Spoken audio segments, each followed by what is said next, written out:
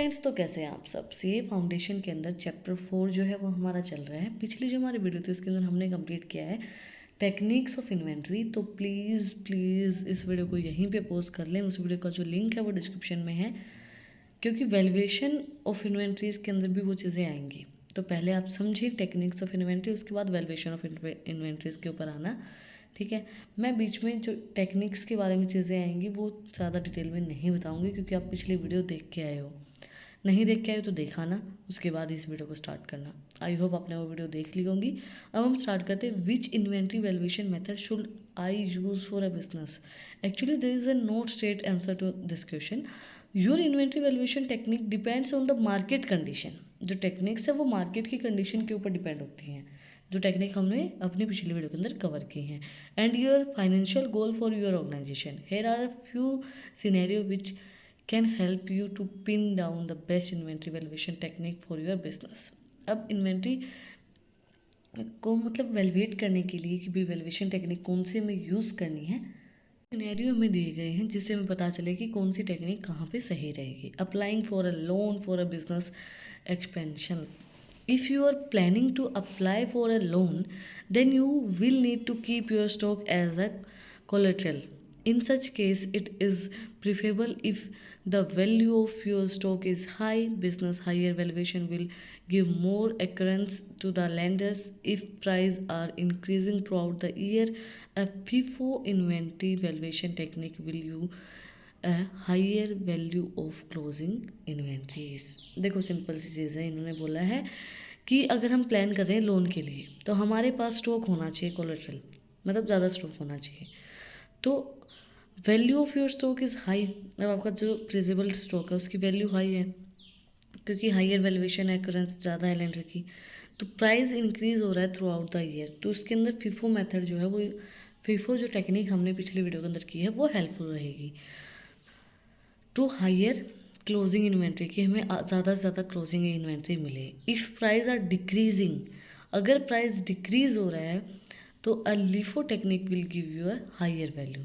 अगर price decrease हो रहा है तो लिफो टेक्निक, अगर प्राइस इंक्रीज हो रहा है तो FIFO technique. The value of the closing inventory in your balance sheet is one of the factors used by the financial institution before approving a loan to a company, so the technique that gives you the higher inventory value will be the best for the company। देखो FIFO जो technique होती है, first in first out, जो पहले आया है stock में वही बाहर होगा। तो जब पहले आया वो बाहर होगा, जब इंक्रीज हो रहा है प्राइस तो पहले आया हम वो बेच रहे हैं, तो हमारे पास तो पहले वाला स्टॉक रखा है हमने, इंक्रीज प्राइस में स्टॉक आया वो हम सेल ही नहीं कर रहे, तो हमारे लिए वो बेनिफिशियल रहेगा। अब प्राइस डिक्रीज हो रहा है तो हम लिफो मेथड का यूज़ करेंगे, last in first out. Last in first out का मतलब क्या होगा, जो लास्ट में आया, जो अभी आया है वो हम पहले सेल कर रहे हैं, लास्ट इन फर्स्ट आउट, ठीक है। तो वो उसके लिए बेनिफिशियल रहेगा। इस वीडियो के स्टार्टिंग में ही बोली थी प्लीज़ पिछली वीडियो देख के आना, ठीक है। नहीं देखी तो चीज़ें समझ में नहीं आएंगी। Attracting investor and keeping share holders happy. Share holders को हैप्पी रखने के लिए या अट्रैक्ट करने के लिए इन्वेस्टर्स को कौन सी टेक्निक का हम यूज़ करेंगे। A company with a happy margin can get a lot of attention from potential investors and keep its existing share holder happy. So if you are looking for a new funding opportunity और if you want to please your shareholder with good earnings, then FIFO valuation will be the beneficial, and under inflationary market conditions similarly LIFO valuation will be the better choice when the price are fallen। देखो अगर एक company hire profit margin कमा रही है, अच्छा खासा पैसा कमा रही है और उसके शेयर होल्डर जो है वो हैप्पी हैं, बट वो नए शेयर होल्डर्स चाहती है, नए इन्वेस्टर्स चाहती है, तो वो क्या करेगी, वो FIFO मेथड का यूज़ करेगी वैल्यूएशन करने के लिए जब इन्फ्लेशनरी मार्केट कंडीशन है। FIFO मतलब फर्स्ट इन फर्स्ट आउट, जो पहले हमारा स्टॉक में चीज़ें आई हैं उन्हीं को हम आउट करेंगे, जो नहीं आ रही है उनको नहीं करेंगे। सिमिलरली अगर प्राइस डिक्रीज हो रहा है तो लिफो मेथड का यूज़ करेंगे, लास्ट इन फर्स्ट आउट, जो लास्ट में चीज़ें आई हैं उनको पहले बाहर करेंगे। सेविंग टैक्स, अगर हमें टैक्स बचाना है, if you are looking for a way to cut down an tax liability, then your inventory valuation technique can help। assuming an inflationary situation, again अगर inflationary situation है तो LIFO valuation technique will save you some money। to show how it, let us refer to above example again।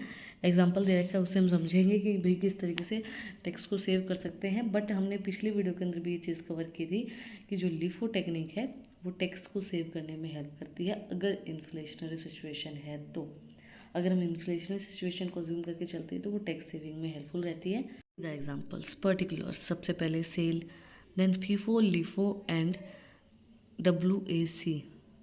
उसके बाद है सबसे पहले sales. Sales के अंदर क्या दिया गया है हमारा, ये अमाउंट्स दी गई है, सेम है सबके अंदर। Then opening stock, purchase and closing stock.